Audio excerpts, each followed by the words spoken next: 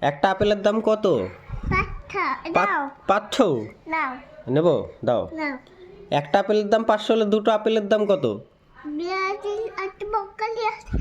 তুমি ওখান থেকে একটা নিয়ে নাও। ওখান থেকে একটা দুটো আপেলের দাম কত? আরে বের করে একটা নিয়ে নাও না। বের করে আমি কেন নেবো? এখানে এটা আমার কাছে আর আপেল নাই। আর আপেল নেই? না। আচ্ছা তুমি আমাকে বলো, একটা আপেলের দাম 500 টাকা। 500 টাকা। হ্যাঁ, তো দুটো আপেলের দাম কত টাকা? 5 টাকা।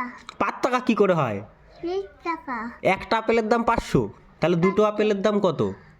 দুটো আপেল নিলে কত টাকা দেবো?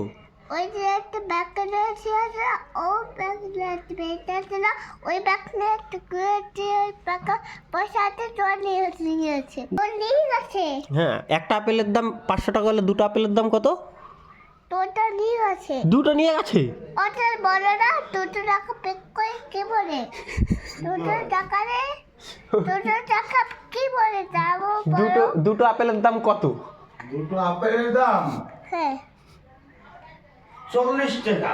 40 টাকা। 40 টাকা? দুটো আপেলের দাম দুটো 500 টাকা। 240। দুটো 40? একটা আপেলের দাম 500 হলে দুটো 40?